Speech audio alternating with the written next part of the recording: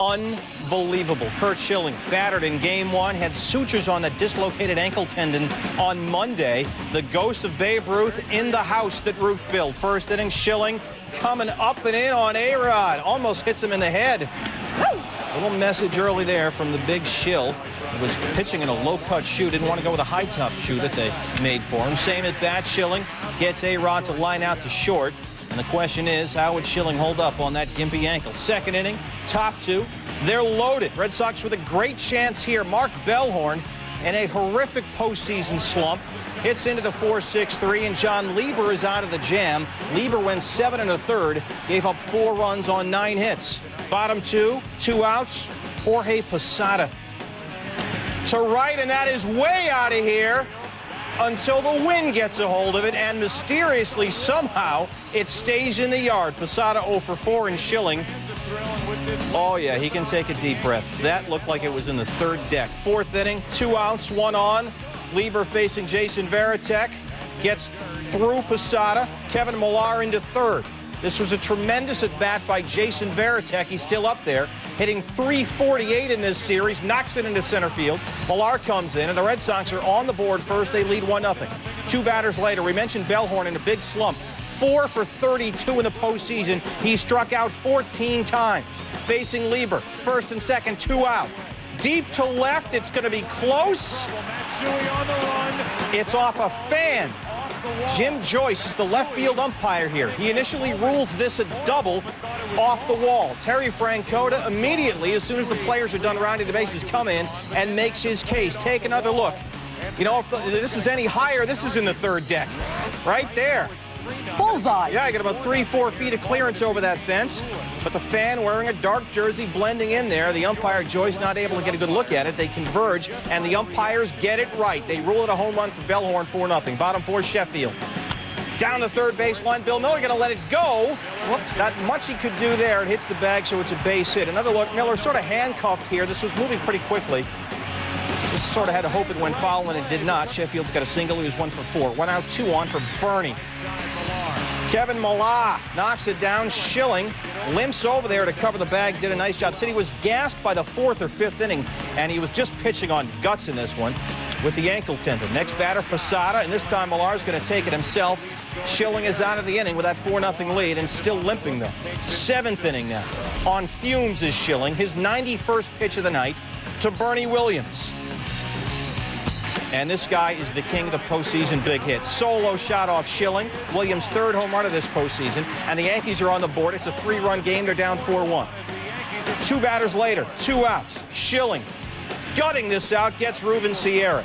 Schilling threw 99 pitches. He went 7 innings, allowed 1 run on 4 hits, did not walk a batter, struck out 4, and got a big hug from Terry Francona as he came in. But now the bullpen has got to get it done after Schilling was masterful for 7. Bronson Arroyo comes in the 8th, the Game 3 starter who was pummeled but has been good in relief. No outs, he gets Tony Clark, who was 0 for 4. Next up, Miguel Cairo.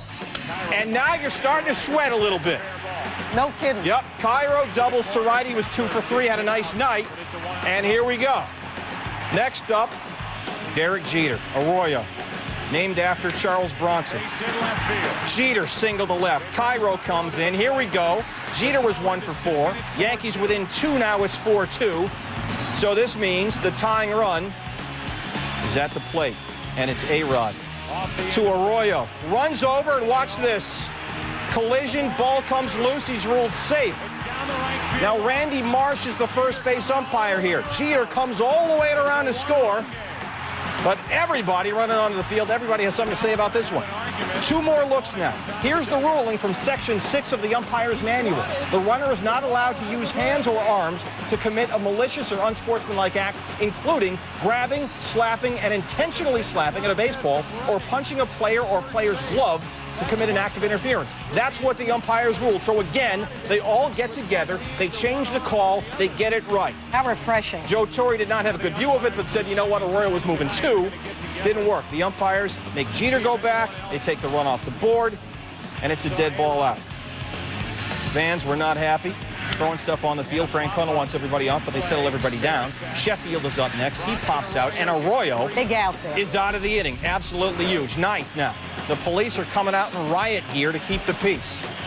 Umpires ask him to come out on the field and protect it. Bottom 9, full. And here we go again. Nothing's easy. Walks the leadoff batter, Matsui. He's pulled through 72 pitches during the previous 2 games. 3 batters later, 2 outs, the walk to Sierra. So Tony Clark is the winning run at the plate. The Red Sox 1 strike away. Here's a 3-2 pitch. Swing and a miss. He threw a fastball by him. Game 7 coming up tonight here at Yankee Stadium. For the first time in baseball history, a team has lost the first 3 games of the series and come back to win the next 3. Boston's Joe Castiglione there, 4-2. The Red Sox have won 3 in a row, and they did it in a tidy 3 hours and 50 minutes this time. The Yankees ahead 3-0 in this ALCS before they blew that 9th-inning lead in Game 4 at Fenway. And now the Red Sox have become the first Major League team ever to get to a Game 7 from a 3-0 deficit. So for the 2nd straight season, the Yankees and Red Sox will play an ALCS Game 7 at Yankee Stadium. For the last 3 days, we kept showing up saying we had to win today. And because of that, we'll show up tomorrow and say the same thing. Come to the ballpark, and it's the most important game of the day. These guys are just phenomenal. I'm so proud to be a part of this team. I mean, we just did something that's never been done. It ain't over yet. It ain't over by any stretch, not against this team and against this organization. You know, we have as much respect for them as any organization in the game, but I'm feeling pretty special about being a part of this club right now. I'm always a believer in the team that won the last game is the one that has the momentum. You know, and last year the Red Sox won the last game, 6. And, you know, we were able to fight back and win Game 7. You know, that's what we're going to have to do this year.